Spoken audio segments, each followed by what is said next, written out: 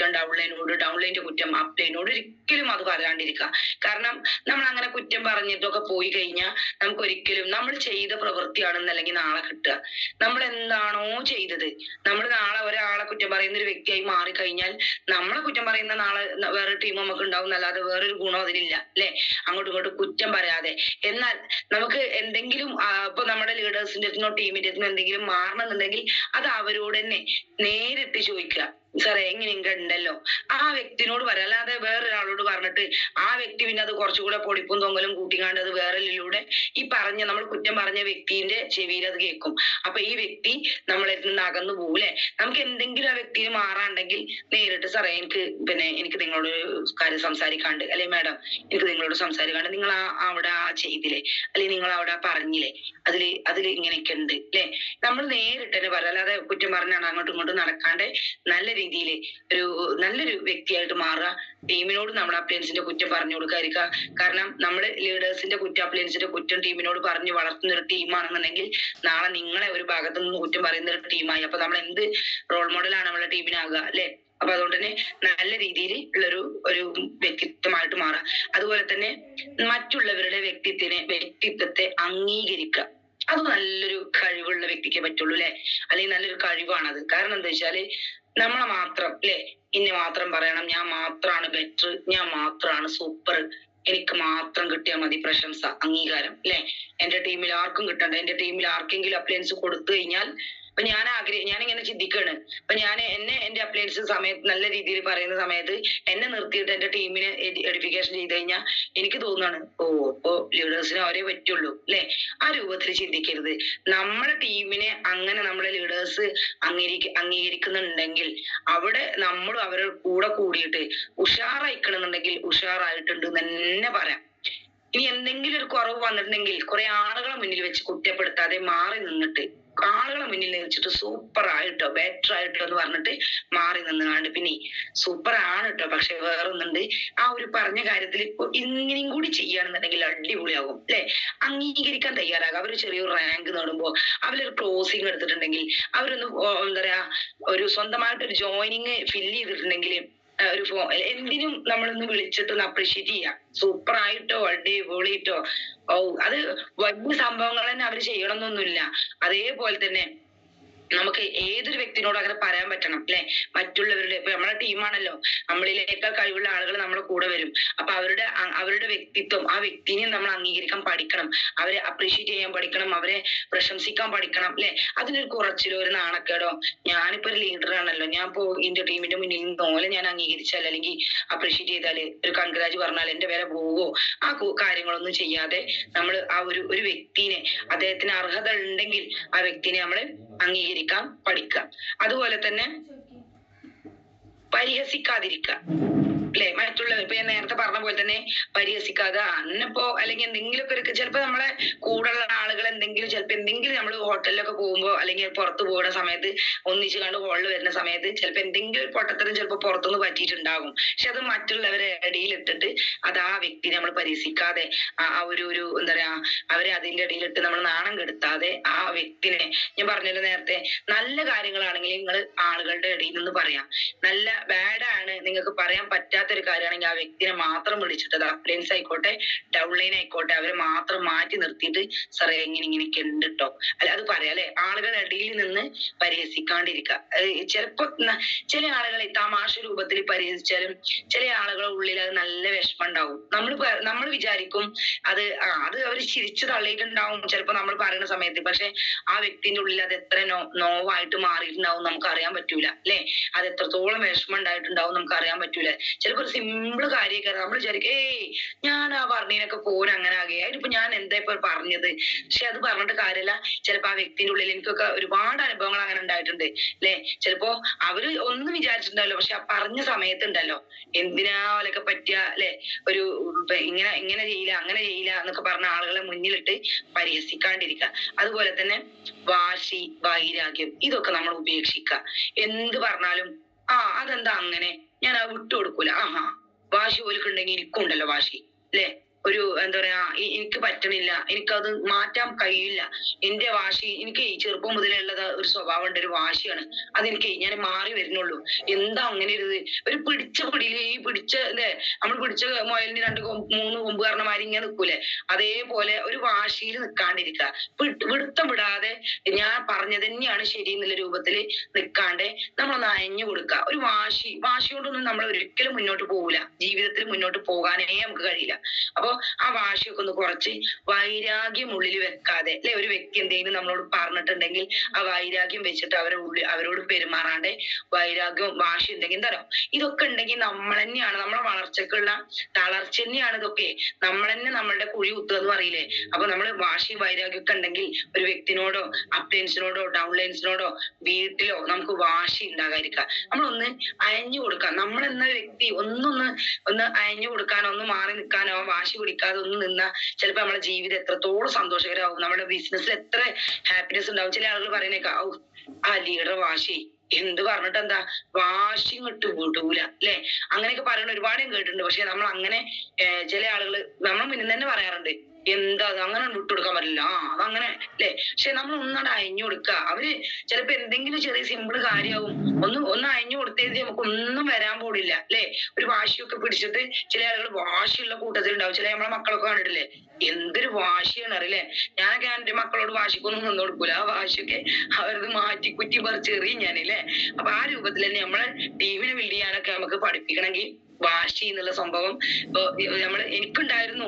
സ്റ്റാർട്ടിങ്ങിൽ ഞാനൊരു എന്താ പറയാ ചെറിയൊരു വാശിയും ഒരു ഇതുണ്ടായിരുന്നു, അതൊക്കെ മാറ്റാൻ പറ്റിയത് ഈ ബിസിനസ്സിൽ വന്നിട്ട്. കാരണം അതുകൊണ്ടൊന്നും ജീവിതത്തിൽ സക്സസ് ആവില്ല എന്ന് മനസ്സിലായപ്പോ അതൊക്കെ അങ്ങോട്ട് വിട്ടു. വലിയ വാശി ഒന്നല്ല, ചെറിയൊരു അല്ലെ ലേഡീസിലൊക്കെ ഉള്ള ചെറിയൊരു വാശിയും കാര്യങ്ങളൊക്കെ അതൊക്കെ മാറ്റാൻ തയ്യാറായതുകൊണ്ട് ജീവിതത്തിൽ ഒരുപാട് മാറ്റങ്ങൾ വരുത്താൻ തയ്യാറായി. ഇനി എന്തെങ്കിലും ഉണ്ടെങ്കിൽ അതൊക്കെ മാറ്റാനുള്ള കരുതലൊക്കെ നേടിയെന്നല്ല കേട്ടോ, ഇനി ഒരുപാട് നേടാനുണ്ട്, ഒരുപാട് മാറാനുണ്ട്.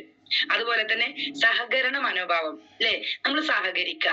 നമ്മൾ എന്തെങ്കിലും എവിടെയെങ്കിലും ഒരു ഹോളിൽ ചെന്നിട്ടുണ്ടെങ്കിൽ അല്ലെങ്കിൽ നമ്മളെ ഒരു വീട്ടിലാണെങ്കിലും ഇപ്പൊ ജെന്റ്സ് ആയിക്കോട്ടെ ലേഡീസ് ആയിക്കോട്ടെ ഒന്നിച്ച് വർക്കിന്, ഇപ്പൊ ഞങ്ങൾ ഒന്നിച്ച് വർക്കിന് ഇറങ്ങുന്ന സമയത്ത് എന്താ പറയാ പ്രസാദ് സാർ ആയിക്കോട്ടെ അടുക്കളയിൽ നിന്നുങ്ങാണ്ട് ഇങ്ങനെ കറങ്ങുന്ന സമയത്ത് തന്നെ സഹകരിച്ചു തരും, അതായത് സഹായിച്ചു തരും അല്ലെ.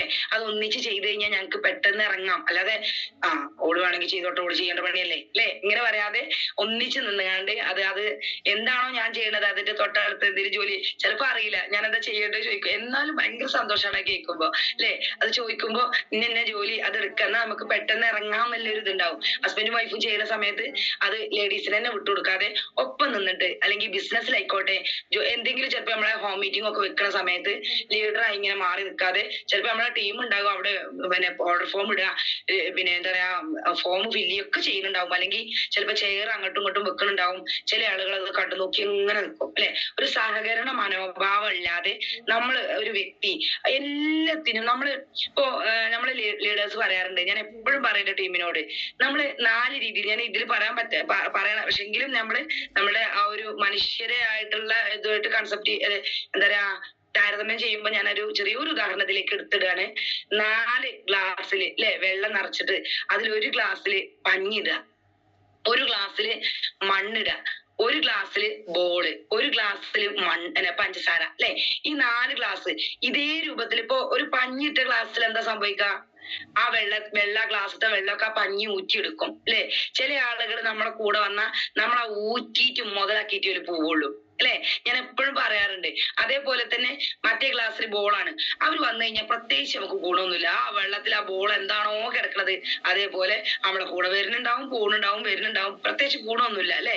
അതേപോലെ തന്നെ മണ്ണ്, ചില ആളുകൾ ആകെ ചവിട്ടി മതിച്ച് മണ്ണ് കലക്കിയിട്ട് അല്ലെ, നല്ല തെളിഞ്ഞ വെള്ളാവും, പക്ഷെ അത് മണ്ണാക്കി കലക്കി തിമിർത്തിട്ടാണ് പോകും.